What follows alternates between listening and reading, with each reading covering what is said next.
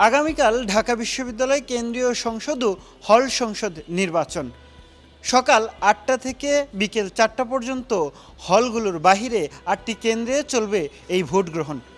দেখাতে চাই ভোট কেন্দ্র, কথা বলতে চাই ভোটারদের সাথে, আর কি বলছেন প্রার্থীরা। চলুন ঘুরে আসা যাক ভোট কেন্দ্রগুলো। ডাকসুর মূল সংসদের জন্য থাকছে 5 পৃষ্ঠার ব্যালট, আর হল সংসদের জন্য থাকছে 1 পৃষ্ঠার ব্যালট।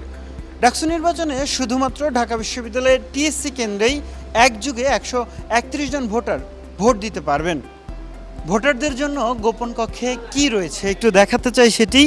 এটি হচ্ছে একজন ভোটারদের জন্য একটি গোপন কক্ষ, এবং যেখানে আমরা দেখতে পাচ্ছি একটি টেবিল রয়েছে এবং একটি চেয়ার রয়েছে, যেখানে এসে বসে একেবারে নির্বিঘ্নে সময় নিয়ে ভোট দিতে পারবে। আর এখানে আলোক স্বল্পতা দূর করবার জন্যে আমরা দেখতে পাচ্ছি এলইডি লাইট রয়েছে, যাতে আলোর স্বল্পতা দূর হয় এবং ভোটাররা নির্বিঘ্নে ভোট দিতে পারে।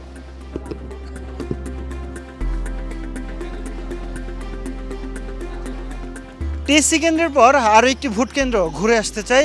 চলুন দেখে নেওয়া যাক কার্জন হলের ভোট কেন্দ্র।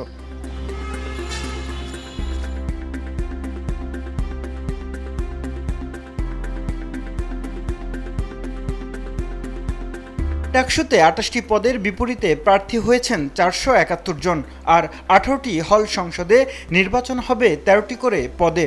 হল সংসদের 234টি পদের বিপরীতে প্রার্থী হয়েছেন 1035 জন, অর্থাৎ সব মিলিয়ে এবার ভোটারদের 41টি ভোট দিতে হবে। প্রথমবারের মতো বেইল পদ্ধতিতে ভোটদানের ব্যবস্থা করা হয়েছে। 6 বছর পর ডাকসু যেন শিক্ষার্থীদের উৎসবে পরিণত হয়েছে। ভোটারদের মাঝে আছে নিরাপত্তা শঙ্কাও। প্রেরিত তো করতেছি যে ঝামেলা হবেই, তো কিন্তু মানে আশাবাদী যে ওরা যেভাবে হচ্ছে এবার নির্বাচনে যেভাবে প্রচারণা চালালো, আশা করি ওরা নির্বাচন দিনেও সেই সুষ্ঠুভাবে হচ্ছে মানে নির্বাচনটা করতে দিবে, মানে আমরা যাতে সুন্দরভাবে শৃঙ্খলাবদ্ধভাবে সম্পূর্ণটা শেষ করতে পারি, সেটাই মানে মনে হইতে পারে, কিন্তু বাকিটা জানি না। এটা 9 তারিখের জন্য অপেক্ষা। 9 তারিখেই দেখা যাবে আসলে মানে যে যা এতদিন পর্যন্ত বলে গেছে 9 তারিখ, আর তারপর এটা হচ্ছে তার প্রমাণ দিবে আর কি। এবং নিরাপত্তা বিষয়ে আমি কোনো শঙ্কিত নয়, যেহেতু বাংলাদেশ দীর্ঘ 17 বছর ফ্যাসিবাদের পরে ঢাকা বিশ্ববিদ্যালয় একটা মানুষের গণতান্ত্রিক যে মূল্যবোধ, গণতান্ত্রিক চেতনাকে জাগ্রত করার সর্বপ্রথম যে নির্বাচন ডাকসু, একজন ভোটার হিসেবে আমি ভোট দিতে চাই এবং আমাদের যে স্বাধীন সার্বভৌম বাংলাদেশের অস্তিত্বে যারা সংগ্রাম করছে তাদের পক্ষে ভোট দিব ইনশাল্লাহ। আসলে চারদিকে আপনি দেখতে পাইতেছেন যে হচ্ছে উৎসব মুখর পরিবেশ। অনেক মোটামুটি 6 বছর পরে, তো 19 সালে মনে লাস্ট হয়েছিল, তো ওইটাতে তখন যারা ভোট দিয়েছিল কেউই মোটামুটি নাই। আমার তখন প্রথমবার ছিল, ফার্স্ট ইয়ার, এখন লাস্ট হিসেবে ভোট দিব।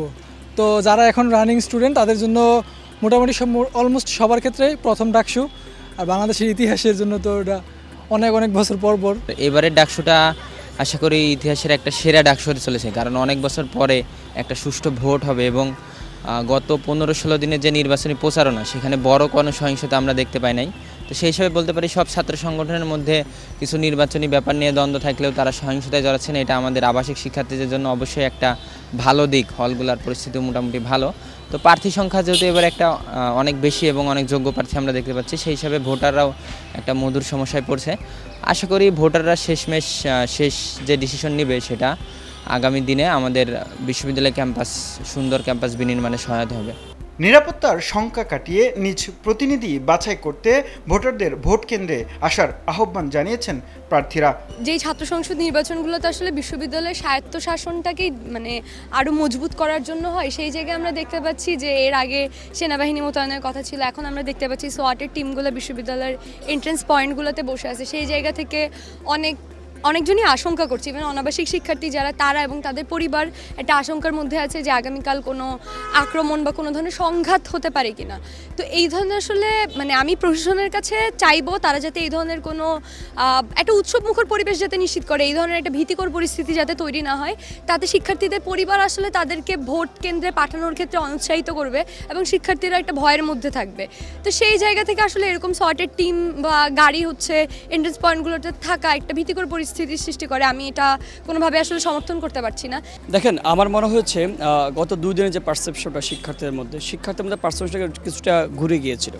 গত কয়েকদিন আগে আর্মি মোতায়েন কিংবা হচ্ছে এই ডাকসু হবে কি হবে না, আবার হচ্ছে শিক্ষার্থীরা হচ্ছে তাদের পরীক্ষা নিয়ে জর্জর দিয়েছিল, তো সেই জায়গা থেকে ডাকসুর প্রতি বিতৃষ্ণা যে ভোট দিতে আসবে না, যাওয়ার হবে, এমন একটা মনোভাব ছিল। কিন্তু তবে গত দুই দিনের যে লেভেল প্লেইং ফিল্ডটা নিশ্চিত হওয়া কিংবা হচ্ছে গিয়ে ভালো একটা সদ্ভাব তৈরি হওয়া, সেই জায়গা থেকে মনে হয়েছে যে শিক্ষার্থীদের আগের যে পারসেপশন সেটা আপনার পরিবর্তন হয়েছে। একই সাথে আমরা দেখেছি প্রচারণার ক্ষেত্রে প্রার্থীদের মধ্যে সৌহার্দ্যপূর্ণ সম্পর্ক, সবাইকে কোলাগুলি করতেছেন, জড়িয়ে ধরতেছেন, নির্বিঘ্নে সমাসমান করতে পারতেছেন, মুভ করতে পারতেছেন।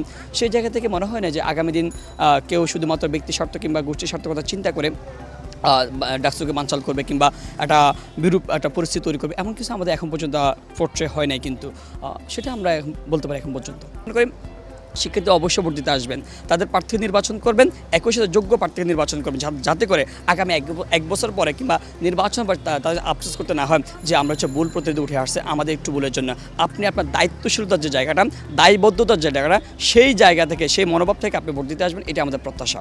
সহিংস ঘটনা আমরা ঘটতে দেখেছি অন্যান্যবারের ডাকসুতে, এবারে কিন্তু কিছুই ঘটে নাই। প্রত্যেক প্রার্থী খুবই স্বতঃস্ফূর্তভাবে তাদের নির্বাচনী প্রচারণা এতদিন পর্যন্ত চালিয়েছে এবং আমরা বলতে চাই যে এখনও পর্যন্ত ভোটের যে পরিবেশ, আপনি জানেন যে খুবই সুষ্ঠুভাবে ক্যাম্পাসে খুবই সুন্দরভাবে চলছে এই পরিবেশ এবং সবাই যারা যে প্যানেল আছে সবাই সবার মতো করে প্ল্যান গুছাচ্ছে আগামীকাল কীভাবে তাদের ভোট কেন্দ্রগুলোতে যাবে, কীভাবে ভোট কাস্ট হবে সেগুলো নিয়ে প্ল্যান গুছাচ্ছে। আমরা সেগুলো করেছি। একজন ঢাকা বিশ্ববিদ্যালয়ের শিক্ষার্থী হিসেবে আপনার দায়িত্ব আগামীকাল আপনি নিজে, আপনার বন্ধুবান্ধব, আপনার রুমমেট সবাইকে ভোটে উৎসাহিত করে নিয়ে এসে ভোট দেওয়া এবং একজন যোগ্য প্রার্থীকে আসলে জয়যুক্ত করা এবং আপনার পছন্দের একজন যোগ্য প্রার্থীকে ডাকসুতে বসানো। Sheikh Nasiruddin, Daily Sun, Dhaka.